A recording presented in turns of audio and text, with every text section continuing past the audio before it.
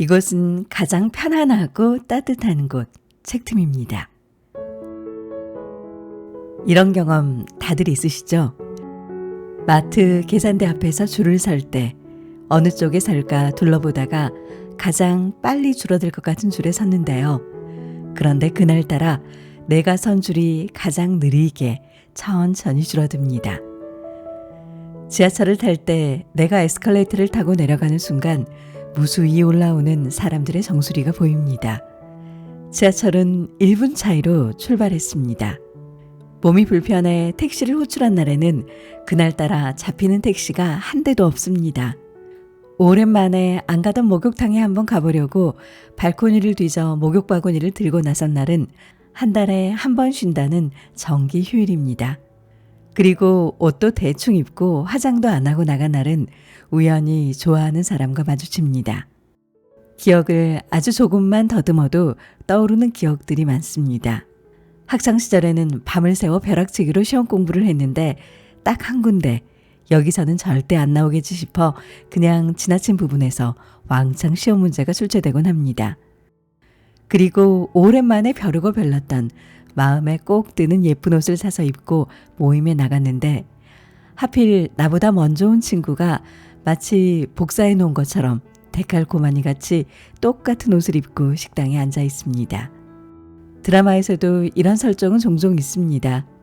면접을 보는 날의 여주인공은 꼭 구두 뒷굽이 떨어지고 휴지인 줄 알고 버렸던 종이는 알고 보니 중요한 메모지였거나 사건의 실마리가 되는 중요한 단서였습니다. 사실 이 정도의 재수없는 상황은 별것 아니기도 합니다. 그런데 이런 재수없는 일들이 자꾸 반복이 되면 고구마를 100개 먹은 듯 답답해지죠. 왜 나한테만 이런 일들이 생기는지 화가 나기도 합니다. 확률은 반반으로 보이는데요. 나에게는 나쁜 일들만 일어나는 상황. 이걸 머피의 법칙이라고 하죠. 머피의 법칙. 이 말은 어떻게 생겨나게 됐을까요? 이 머피의 법칙은 미국 에드워드 공군기지에 근무하던 머피라는 사람이 아주 사소한 일로 실험을 망친 데서 시작됐습니다. 그는 초음속 비행기의 조종사들이 지상에 내렸을 때 몸이 급감속에 적응하게 하는 실험을 했는데 야심차게 준비한 그 실험은 그만 실패하고 맙니다. 왜 실패했을까? 원인은 어이없게도 아주 간단한 실수 때문이었습니다. 늘 제대로 연결했던 전선을 하필 실험을 하는 그날만 반대로 연결한 거였습니다. 그 뒤로 사람들은 평소에 잘 일어날 것 같지 않던 황당한 일 때문에 일이 꼬이게 되는 상황을 머피의 실험에 빗대기 시작하면서 머피의 법칙이라는 말도 생겨났습니다. 확률과 통계가 무색하게 유독 내가 하는 일마다 안 풀리고 꼬이는 시기가 있습니다. 취업과 승진의 문턱에서 번번이 미끄러지고 될 것 같던 사업이 뜻밖의 이유로 실패하고 갑자기 건강이 악화되거나 가족과 헤어지게 되기도 하고 이런 일들은 우리에게 좌절감을 안겨주고 움츠러들게 하고 슬픔에 목 놓아 울게 되기도 합니다. 반대로 이게 무슨 일인가 싶게 순풍에 돛단 듯이 일이 술술 풀리는 경우도 있습니다. 이때 쓰는 말은 셀레의 법칙, 줄리의 법칙이죠. 셀레의 법칙은 우연찮게 일들이 바라는 대로 술술 풀릴 때 쓰곤 합니다. 이 말의 유래는 1989년에 만들어진 영화 해리가 셀리를 만났을 때에서 시작됐습니다. 당시 귀여움의 대명사였던 맥라이언이 바람머리를 하고 연기했던 여주인공 셀리는 절친인 해리와 이별과 만남을 반복하다가 마침내 자신이 사랑하는 해리와 해피엔딩을 맞이합니다. 기분이 좋아지는 셀리의 외모에 기분 좋은 결말까지. 이렇게 이 영화가 흥행하면서 머피의 법칙에 대한 처방전처럼 사람들은 기분 좋은 일이 연달아 일어나는 경우를 셀리의 법칙이라고 이름 붙였습니다. 가끔 찾아오는 이런 뜻하지 않은 행운은 일상에 생기를 불어넣어주곤 합니다. 가족과 갑자기 여행에 가고 싶어져 기차표를 2장 예매하려고 했는데 주말이라 당연히 표가 없겠지 싶었지만 그래도 혹시나 싶어 예매 현황을 봤더니 정방향으로 나란한 2자리가 마침 비어 있습니다. 그리고 맛집을 찾아갔는데 대기번호가 10번이 넘어 포기하고 가려고 하는데 내 앞팀이 모두 다 빠져나가 갑자기 내 번호를 부를 때, 또 가격이 비싸서 포기하려고 했던 물건을 가족이 사주겠다고 해서 마지못해 따라갔는데 마침 50% 세일을 하는 첫날이라 물건도 사고 사은품까지 챙겨줬을 때, 이렇게 누구나 기분 좋게 만드는 셀리의 법칙은 우리가 잠깐이지만 인생의 승자가 된 것 같은 기쁨을 느끼게 해줍니다. 그런가 하면 이런 막연한 행운을 기대하는 게 아니라 거기에 좀 더 적극적으로 행운을 만들어가는 줄리의 법칙도 있습니다. 마음속으로 간절히 바라고 그 일이 이루어지도록 작은 시도를 하면 결국에는 반드시 이루어진다는 의미로 줄리의 법칙을 사용하곤 합니다. 좋은 것을 생각하면 좋은 일이 일어나고 나쁜 것을 생각하면 나쁜 일이 일어나니 기왕이면 자기 긍정 마인드로 좋은 일을 생각하자는 줄리의 법칙. 우리의 잠재의식은 사용하지 않은 맞는 기계 같다고 합니다. 그러니 긍정적인 마인드로 좋은 일을 생각하자는 줄리의 법칙. 그 속에는 생각한 것을 실현하려고 하는 보이지 않는 잠재력들이 숨어 있습니다. 복숭아를 먹고 두드러기가 났던 사람은 복숭아를 보기만 해도 두드러기가 생기는 것처럼 우리의 잠재의식은 무엇을 생각하느냐에 따라 그것을 가능하게도 하고 불가능하게 하기도 합니다. 이렇게 잠재의식을 활용해 긍정회로를 돌리고 동시에 자신이 바라는 것을 주변 사람들에게 알리는 적극성을 보이는 것도 줄리의 법칙을 실현시키는 과정에 해당합니다. 별거 아닌 것 같지만 해마다 달력 내 생일날에 큰 동그라미를 치는 건 몇 년 동안 아무 동그라미도 하지 않은 것과는 차이가 있습니다. 다른 사람이 챙겨주지 않더라도 나라도 나 자신을 챙기게 됩니다. 일이 나를 위한 긍정적인 방향으로 가게 하고 좋은 일과 좋은 기운이 나에게 올 수 있도록 상황을 미리 준비하는 것, 줄리의 법칙입니다. 믿음은 태산을 움직인다고도 합니다. 서두가 너무 길었습니다. 지금까지 머피의 법칙, 셀리와 줄리의 법칙도 소개했는데요. 아마도 저는 뜻하지 않게 찾아오는 일들에 대해 어떻게 맞이할 것인가에 대해 말하고 싶었던 것 같습니다. 제가 최근에 본 한 영화 때문인데요. 오늘 책틈에서는 그 영화를 소개해 볼까 합니다.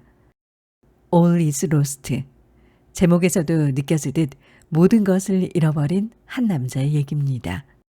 저는 2013년에 만들어졌던 이 영화를 최근에서야 봤는데요.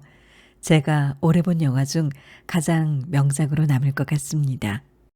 제 소개를 듣고 누군가는 이 영화를 꼭 한번 봤으면 좋겠다는 생각에 오늘 책틈에서는 이 영화 얘기를 하려고 합니다. 먼저 영화 All is Lost를 간단하게 설명하자면 온갖 악조건들에 맞서온 그 모든 순간들이 모인 것의 집합체가 결국은 인생이고 모든 것을 내려놓는 순간 비로소 얻게 되는 것이 있다고 말하는 영화입니다. 그럼 영화 속으로 잠시 같이 들어가 보실까요? 주인공은 로버트 레드포드 단 한 사람만 나옵니다. 영화 스팅, 내일을 향해 쏴라, 위대한 개츠비. 이런 영화에서 보았던 풋풋한 로버트 레드포드가 아니라 팔순의 노인이 돼 멋지게 나이든 모습으로 나옵니다. 이 영화는 도입부의 독백 같은 몇 마디의 나레이션을 제외하면 겨우 두세 마디의 대사가 전부였던 것 같습니다. 이렇게 대사도 거의 없고 음악도 최소한으로 사용됐지만 명작이 된 이 영화의 줄거리, 지금부터 간단하게 소개해 보겠습니다. 한 노인이 인도양에서 요트를 타고 항해를 하고 있습니다. 잠시 선실에서 낮잠을 청하는 사이에 쿵 하는 소리가 나 잠을 깨보니 요트 안으로 물이 새들어오고 있습니다. 요트의 벽에는 구멍이 나 있습니다. 무슨 일인가 싶어 밖으로 나와보니 상선에서 떨어진 듯한 커다란 컨테이너 박스의 모서리가 그의 요트에 부딪힌 거였습니다. 그는 막대를 가져와 힘껏 컨테이너를 밀어보는데요. 하지만 막대는 힘없이 휘어지고 맙니다. 여전히 아래쪽 선실에는 물이 새고 있습니다. 다른 조난 영화 같았으면 주인공이 당황해서 소리 지르고 두려움에 허둥지둥할 법도 한데요. 그의 몸은 급하게 움직이질 않습니다. 앤틱한 팔찌와 다이버 시계, 결혼 반지인 듯한 중후한 반지가 채워진 그의 주름진 손은 경험과 지혜가 있고 연륜이 깊어 보이는 주인공을 나타내듯이 허둥대지 않은 손길로 낙하산을 가져와 컨테이너 반대쪽 모서리에 낙하산과 컨테이너를 서로 밧줄로 꽁꽁 묶습니다. 그리고 바다에 던져진 낙하산이 조류를 타고 활짝 펼쳐지고 그 힘이 컨테이너를 끌어당기면서 그의 요트에서 컨테이너를 떼어내는데 성공합니다.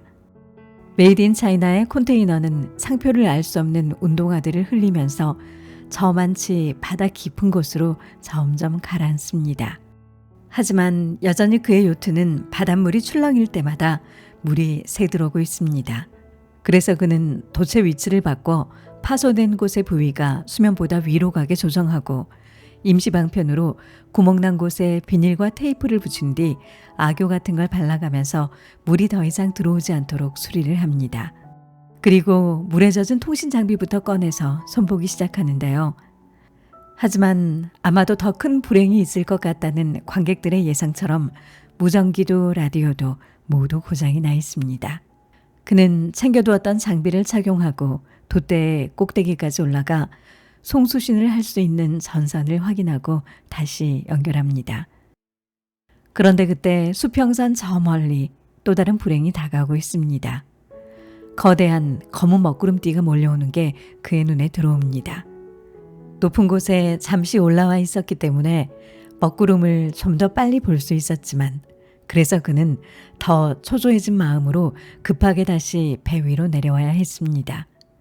그가 배 위로 내려온 순간 빗방울이 떨어지기 시작하고 그는 서둘러 다가오는 폭풍우에 맞설 준비를 합니다. 배 위로 꺼냈던 모든 물건들을 다시 선실로 옮기고 배가 심하게 흔들릴 것에 대비해 선실 안의 물건들도 안쪽 깊은 곳에 다 집어넣습니다. 그는 배가 심하게 흔들려도 가장 충격이 덜할 것 같은 곳을 찾아 그의 몸을 웅크리고 폭풍우를 기다립니다. 하지만 폭풍우는 그의 예상보다 훨씬 거칠었고 요트를 뒤집어 버리고 맙니다. 여기저기로 튕겨져 나가던 그는 기둥에 부딪혀 이마가 찢어지고 정신을 잃고 쓰러집니다. 전복된 요트는 무게중심이 다시 원위치로 돌아오도록 설계된 듯하지만 돛대는 이미 부러지고 말았고 요트의 훼손은 더 심해져 안으로 새들어오는 물은 점점 남자의 허리까지 차오릅니다. 이렇게 물에 차오르는 요트 안에서는 더 이상 버틸 수 없다고 판단한 주인공은 구명보트를 꺼내 바다에 던집니다. 접혔던 구명보트가 바다에 펼쳐지면서 공기가 차오르자 남자는 구명보트에서 몸을 웅크리고 폭풍우가 지나가기만을 기다리는데요. 앞서 말씀드렸듯 이 영화는 대사가 없습니다. 바다와 남자, 거친 폭풍우가 만들어내는 소리가 전부입니다. 그런데 그 빈 공간이 느껴지지 않을 만큼 로버트 레드포드의 표정 연기가 공간을 다 채우고 있습니다. 나이 80에 가까운 대배우의 얼굴 표정만으로도 영화에 완벽한 몰입이 가능합니다.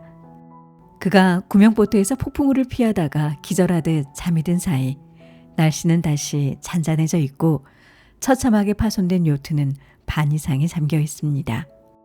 그는 요트가 완전히 가라앉기 전에 필요한 물건을 챙기러 다시 요트 안으로 들어갑니다. 물에 잠기고 있는 요트에서는 굉음이 울립니다. 그는 그 소리의 크기와 주기를 확인하며 식수통과 지도, 종이와 책, 먹을 것을 챙겨 옮기고 다시 또 요트 안으로 들어가 뜯지 않은 박스 하나도 가져옵니다. 요트에서 울리는 굉음은 점점 더 커지고 위협적으로 변하더니 그가 구명보트에 올라탔을 때 요트는 서서히 물에 잠겨 사라집니다. 주인공이 사라져가는 요트를 바라볼 때의 표정은 살면서 다른 누군가에게서 봤던 눈빛 같다는 생각도 듭니다. 사라져버린 요트를 잊어버리려는 듯 그는 구명보트로 가져온 물건들을 하나하나 꺼내 살펴보는데요. 그가 마지막에 가져온 종이박스를 뜯었을 때 그 안에는 봉투에 넣은 추가카드 같은 게 하나 들어있습니다. 그게 누가 선물한 것인지 뭐라고 쓰여 있는지 영화는 보여주지 않습니다. 어쩌면 그 물건을 만든 제조사의 보증서 같은 것일 수도 있습니다. 이 영화를 만든 감독은 마치 자신이 미니멀리스트인 것처럼 불필요하다 싶은 모든 것을 걷어내고 오로지 로버트 레드포드의 표정만 남겨뒀습니다. 주인공은 그 카드가 대수롭지 않다는 듯 내려놓고 상자 안에 든 물건을 집어드는데요. 바로 나침반 망원경입니다. 이 나침반 망원경으로 먼 바다를 보던 그가 망원경이 마음에 든 듯 그걸로 뭔가를 더 보고 싶어 하면서 주위를 둘러보는데요. 망망대해 바다에서 더 볼 게 없다는 걸 알고 망원경을 허탈하게 내려놓을 때 표정이 기억에 남습니다. 그때 감독은 처음으로 이 영화에서 로버트 레드포드 이외의 다른 생명체, 바로 구명보트 밑에 있는 작은 물고기들을 잠시 보여줍니다. 이 나침반 망원경을 주인공은 지혜롭게 활용합니다.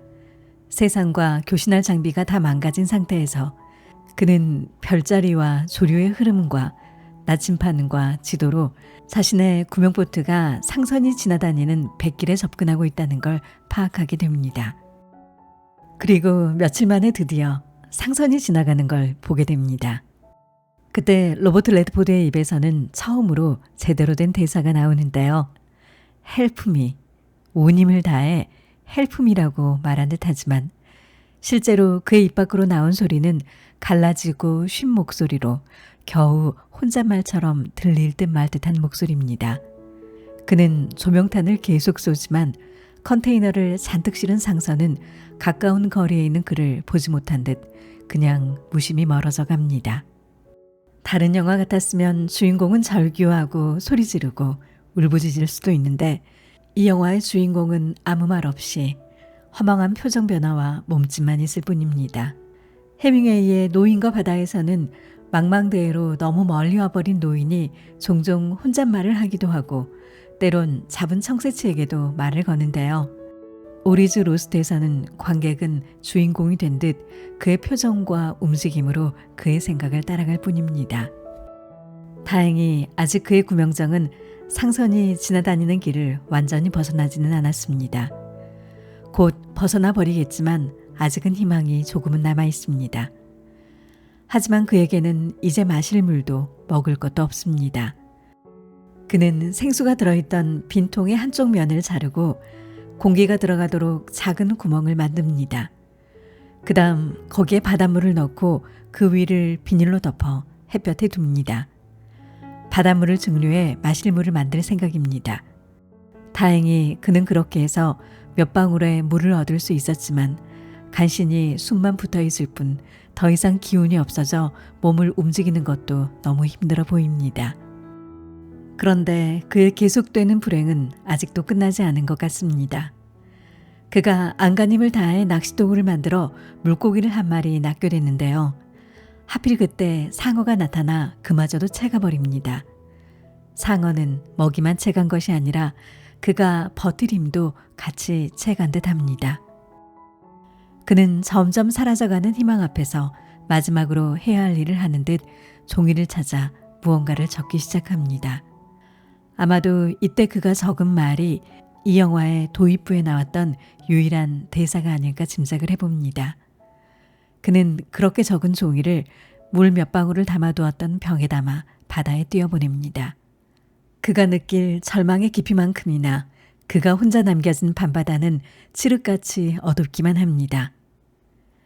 그때 아주 멀리 희미한 불빛이 하나 보입니다. 기력이 없어진 그가 잘못 본 것일까요? 그게 만약 다른 배의 불빛이라면, 이렇게 어두운 밤에 조명탄을 쏜다면 그 배는 분명히 그가 쏜 조명탄을 볼 수밖에 없을 겁니다. 그런데 그에게는 남은 조명탄이 없습니다. 다시 희망이 찾아온 그에게 그 희망의 불씨를 되살릴 방법이 보이질 않습니다. 그는 중대한 결심을 한 듯 물을 증류하기 위해 반으로 잘랐던 상자 안에 종이들을 집어넣고 태우기 시작합니다.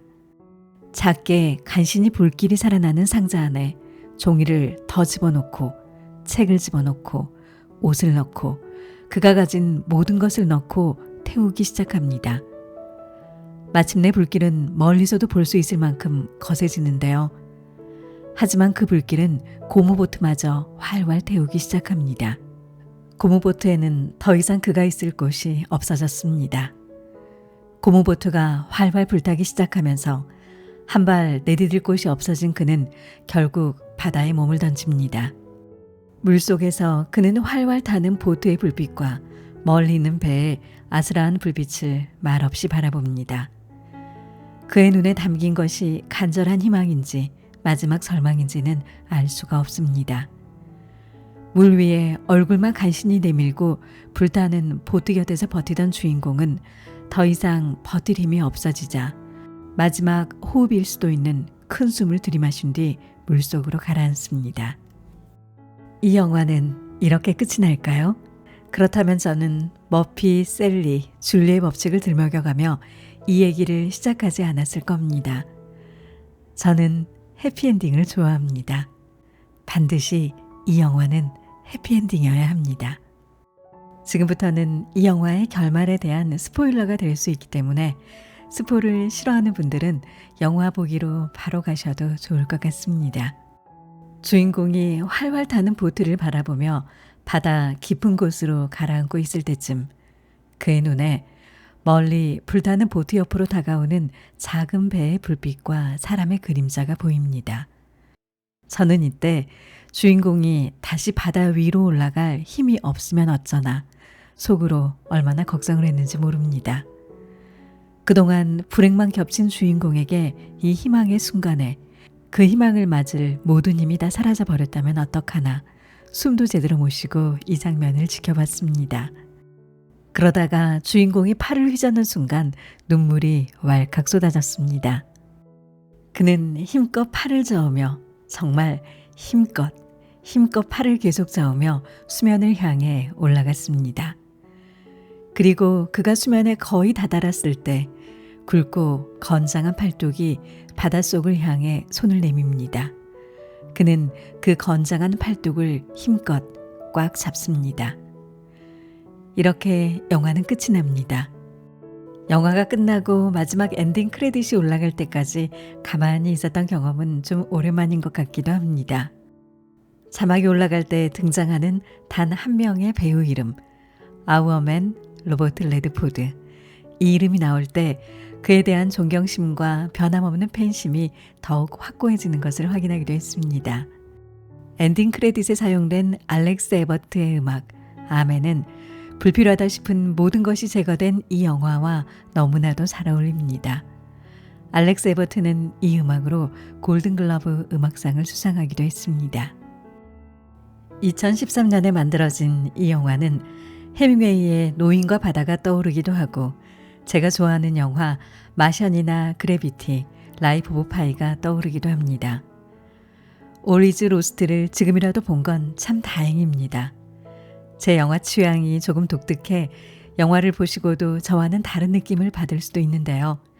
하지만 어딘가에 있을 저와 비슷한 아직 이 영화를 보지 않은 누군가에게 이 소개가 영화를 보는 계기가 되었다면 그것으로 충분히 만족합니다. 이 영화에서는 영화 도입부에만 아주 짧은 대사가 나옵니다. 그 짧은 독백이 이어진 후 그가 겪은 8일간의 상황을 보여주는데요. 그 짧은 독백을 소개합니다. 7월 13일 오후 4시 50분. 미안하다. 이 순간에는 별 의미가 없다는 것을 알지만 나는 그렇다. 나는 노력했다. 내가 노력한 것에는 모두 동의하게 될 것이다. 진실해지도록, 강인해지도록, 상냥해지고, 사랑하고, 당당해지려고 노력했다. 하지만 그러지 못했다. 이것들을 여러분도 각자의 방식대로 받아들이고 있다는 것을 알고 있다. 미안하다. 그런데 난 여기서 모든 것을 잃어버렸다.